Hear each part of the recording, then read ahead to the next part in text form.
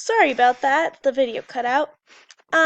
August 28th, 1963, the March on Washington. It must have been hard for him to do that right after his wife had died. Then April 14th, 1963, Randolph is awarded the Presidential Medal of Freedom. His death. Randolph died in his Manhattan apartment on May 16, 1979. Before he died, he had suffered with a heart condition and a very high blood pressure. He had no known living relatives, and his wife had passed away previous to the March on Washington. Some fun facts and quotes.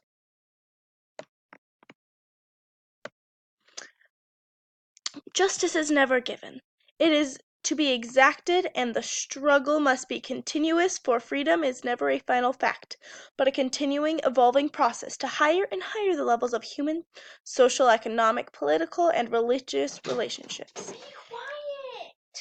quiet! Asa Philip Randolph. No. We never felt that we were inferior to any white boys. We were told constantly and continuously that you are as able, you are as competent, and you have as much intellectuality as any individual. Freedom is never won. Freedom is never given, it is won. Fun fact, he helped organize a Shakespearean society in Harlem and played the roles of Romeo, Othello, and Hamlet, to name a few. Those are my sites. And thank you